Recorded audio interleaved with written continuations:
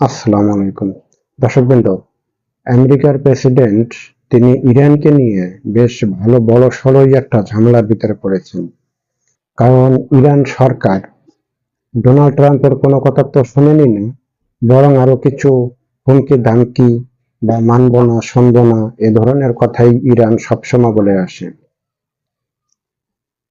Donald Trump ইরানের উপরে তেল রপ্তানি বন্ধ এবং অর্থনৈতিক নীতির উপরে যে নিষেধাজ্ঞা এগুলি দেওয়ার ফলে ইরান ইরানে ইরানের জনগণের ভিতরে বেকারত্ব বাড়ে, বিভিন্ন জিনিসের দাম বেড়ে যায়।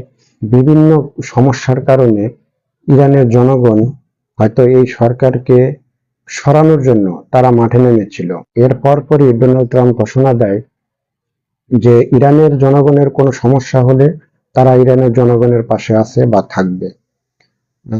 এই বিষয়টা হলো, ডোনাল্ড ট্রাম্প তিনি আগেও বলেছেন যে আমাদের সমস্যাটা হলো সরকারকে নিয়ে, ইরানের জনগণকে নিয়ে তাদের কোনো সমস্যা নেই। এবং ডোনাল্ড ট্রাম্প এও বলেছেন যে আমরা যে ইরানের উপরে নিষেধাজ্ঞা দিয়েছি, সেই নিষেধাজ্ঞাটা হলো ইরানের জনগণকে মুক্তি করার জন্য। ইরানের জনগণ মনে হয় পানিতে পড়ে গেছে, সেখান থেকে মুক্তি করবে। এখন একটা দেশের যখন নিষেধাজ্ঞা দেওয়া হয় যে তেল রপ্তানি করতে পারবে না, অর্থনৈতিক নিষেধাজ্ঞা, এই ধরনের নিষেধাজ্ঞা দিলে তো একটা দেশের বেকারত্ব বাড়ে, জিনিসের দাম বেড়ে যায়। তখন তো জনগণ সরকারের উপরে ক্ষিপ্ত হবে, এটি স্বাভাবিক। এবং সেই সরকারকে আন্দোলনের মাধ্যমে নামাবে, এটাই স্বাভাবিক। তো এই জন্য হয়তো আন্দোলনটা কিছুদিন আগে হয়ে গেল যে সরকারকে সরাই, কিভাবে সরানো যায়, কিন্তু সেই আন্দোলনটা বিরোধী দলের সেই আন্দোলনটা সাকসেস হয় নাই। যে কোনো কারণে হোক সাকসেস হয় নাই, এবং যুদ্ধ লাগা লাগা একটা ভাব অবস্থায় চলে আসছিল, সেটার থেকে হয়তো ফিরে আসছে।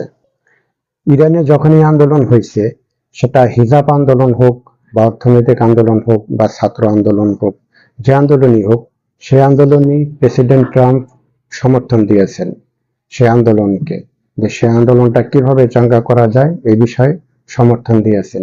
কিন্তু কোনোবারই এই আন্দোলনে সফল হতে পারেন নাই আন্দোলনকারীরা। মিস্টার ডোনাল্ড ট্রাম্প তিনি উপসাগরীয় যে দেশগুলি আছে, সেই উপসাগরীয় দেশগুলির কাছে তিনি এমন একজন নেতা হতে চান যে তিনি নেতা হয়ে তিনি ইরানকে যাতে তার নিয়ন্ত্রণে আনতে পারেন। তিনি এরকম একজন নেতা হতে চান যার কারণে তিনি ইরানকে, যেরকম সৌদি আরব তার কথা শুনে, কাতার, দুবাই সবাই তার কথা শুনে এবং তার কথায় ওঠে বসে, কিন্তু ইরান তো তার কথায় ওঠে বসেন না। এই জন্য তিনি চান যে আমার কথাটা বা আমি যা বলবো তার সবকিছু যাতে ইরানের সরকার শোনে বা ওইভাবে চলে বসে সবকিছু যাতে করে। কিন্তু ইরান এটা করে না, যার কারণেই ইরানের সাথে আমেরিকার সাথে এই ধরনের দ্বন্দ্ব সবসময়, খুঁটিনাটি কিছু দ্বন্দ্ব লেগেই থাকে। যেরকম ভেনেজুয়েলাও তাদের কথা শুনতো না, যার কারণে ভেনেজুয়েলার প্রেসিডেন্টের কি হয়েছে এটা তো আপনারা সবাই জানেন। ডোনাল্ড ট্রাম্প তিনি যখন ভাষণ দেন, তিনি নিজেই বলেন যে আমি আসলে যুদ্ধ চাই না, আমি স্বৈরা শাসকের বিরুদ্ধে সবসময় কথা বলি এবং জনগণের সাথে আমি থাকি। এটা হলো, এই ভাষণটা সবসময় ডোনাল্ড ট্রাম্প দিয়ে থাকেন এবং এই ধরনের কথাই তিনি মাঝে মধ্যে মিডিয়াতে আসে। ডোনাল্ড ট্রাম্প কিন্তু এও জানে যে ইরানিদের সাথে যদি সরাসরি কোনো যুদ্ধে আমি যাই, তাহলে সেটা অর্থনৈতিকভাবে অনেক বড় অঙ্কের টাকা এই যুদ্ধের জন্য গুনতে হবে। তাই তিনি সরাসরি এই যুদ্ধ, ডোনাল্ড ট্রাম্প তিনি সবসময় ইরান সরকারকে চাপে রাখতে চায় এবং ইরানের যে জনগণ তাদের কাছে তিনি বন্ধু সাজতে চায়, যে আমি তোমাদের কাছে বন্ধু। এবং সরকারের সরকারের সাথে ডোনাল্ড ট্রাম্পের ওরকম একটা ভালো সম্পর্ক তিনি রাখতে চান না।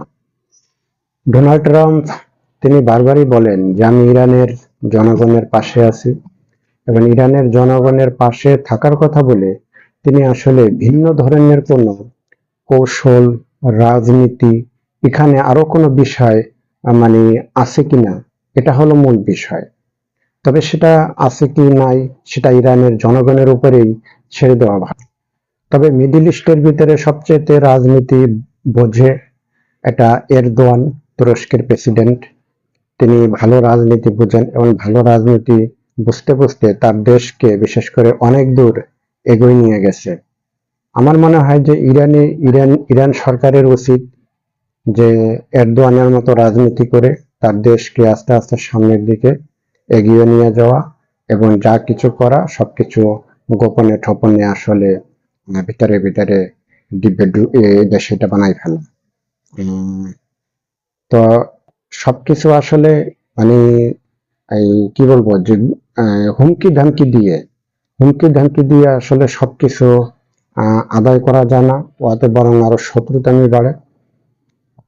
আহ, সেই শত্রুতামির জন্য আসলে নিজেরই ক্ষতি হয়, কারণ আমেরিকা খুবই একটি শক্তিশালী দেশ এবং সেটা আরো একটা প্রমাণ মানে আমরা নিজের চোখে দেখলাম। এই বয়সে আমি কখনো দেখিনি যে একটা দেশের সরকার আর একটা দেশের সরকার প্রধানকে মানে তুলে নিয়ে আসে। এটা আমি কখনো দেখিনি, তো আমার এই বয়সে আমি এটা প্রথমেই দেখলাম। তবে আমেরিকার মতো দেশ তারা সেটা পারেও এবং তারা সেটা বিশ্বকে দেখাইও দিয়েছে। তা যেটা বললাম আর কি, যে হুমকি দামকি দিয়ে আসলে সামনে এগোনোটা সম্ভব না, এটা কঠিন হয়ে যাবে।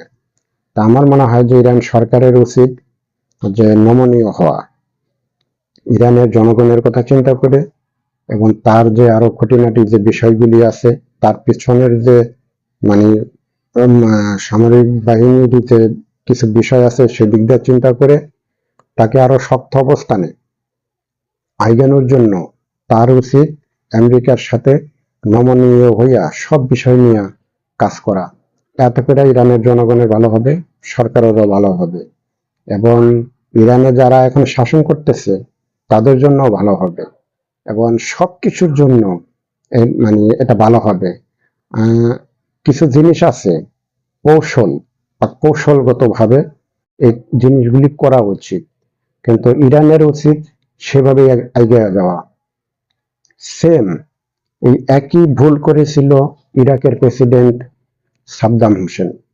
সাদ্দাম হোসেনও ওই সময় রাজনীতির মায়ের প্যাচটা তিনি না বোঝার কারণে ইরাকটা ওই সময় ধ্বংস হয়ে গেল, সাদ্দাম হোসেন নিজেও ধ্বংস হয়ে গেল। সাদ্দাম হোসেনেরও উচিত ছিল যে মার্কিন যুক্তরাষ্ট্রের সাথে বা ইউরোপের সাথে হুমকি ধামকি না দিয়া, তাদের সাথে মিলতাল দিয়া তার দেশটাকে সামনের দিকে এগিয়ে নিয়ে যাওয়া।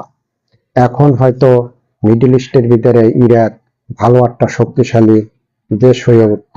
আরে ভাই, ভিতরে ভিতরে তো কত কিছুই করা যায়, সবকিছু কি হুমকি দামকি দিয়ে হয় নাকি? হ্যাঁ, সবকিছু হুমকি দামকি দিয়ে তো হয় না। তা ইরাকের প্রেসিডেন্ট ওই সময় ভুল করেছিল, সেম একই ভুল করতে যাচ্ছে ইরানের প্রেসিডেন্ট। ধন্যবাদ। আমার এই নিউজটা যদি আপনাদের ভালো লাগে, লাইক ও সাবস্ক্রাইব দিয়া আমার একটু হেল্প করবেন। আপনারা ভালো থাকবেন, সুস্থ থাকবেন। ধন্যবাদ সবাইকে। আসসালামু আলাইকুম।